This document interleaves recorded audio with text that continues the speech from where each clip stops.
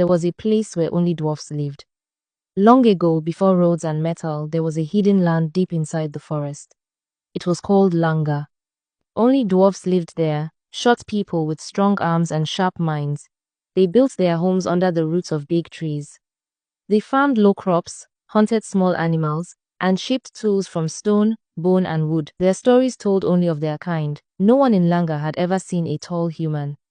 They didn't even believe such a thing could exist. But in their old folk tales, there were stories of giants who lived far above the hills, tall ones who could see over mountains and speak to thunder. No one had ever seen one. It was just a story. Until the day Akilo went to the river. He was alone carrying his small calabash and sponge. He walked through the thick morning mist. The river was quiet, but as he stepped closer to the bank, he stopped. Something large was lying at the edge of the water. It was a body, a woman, but not like any woman he had ever seen. Her legs were long like palm trunks. Her arms stretched far beyond his reach. Her skin glowed softly in the light.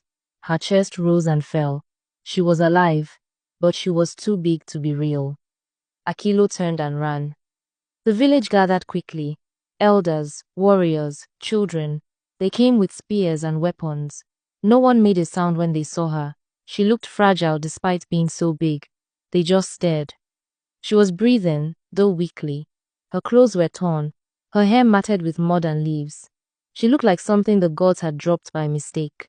Some said she was bad luck. Others said that the gods were speaking. But still, they couldn't just leave her there. So they tied ropes to their strongest cart, and two of the most powerful men, Bula and Negero, dragged it to the river. With great effort, they lifted the giant woman onto the cart, her arms dangling off the sides like fallen branches. Slowly, they pulled her back into the village. She was placed inside an old abandoned barn, where the roof was tallest. Guards were posted and food was left near the door. For 2 days, she did not move. Children ran past the barn, screaming. Some cried in their mother's arms, afraid she would rise and trample them. The elders met every night. Some wanted to send her away. Others said she must be protected, for such a being might carry a message from the gods. On the 3rd day, she stood up. She spoke, and to their surprise, she spoke their tongue. She said her name was Noma. She didn't know how she came to the riverbank. Her last memory was of running from the chaos. Her eyes held sorrow. She said her kind once lived in peace and harmony, but over time, greed crept in.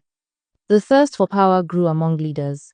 Small disputes turned into battles, and soon, a great war broke out. It raged for many years, burning their lands and burying their people. She may be the last of her kind. She had been hiding, surviving, running. The villagers were shocked. They had never believed the old stories, and now one was standing before them. Life in Langa changed. Some villagers kept their distance. Others grew angry that such a creature lived among them. Children hid behind trees. They feared her footsteps, her voice, her shadow. Even when she bent low to smile, they ran. But not everyone feared her. Akilo began to visit her. He would bring roasted yams.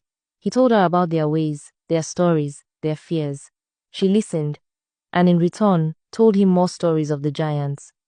The children would sometimes sneak close to hear those stories. They didn't run anymore. Still, not all hearts were soft. Some believed her presence would bring destruction. Others felt she didn't belong. One night, someone threw a burning stick at her hut. It didn't catch, but the message was clear. Not all wanted her there. Could a giant woman live among dwarfs? Could peace truly grow between those born so different? No one knew the answer.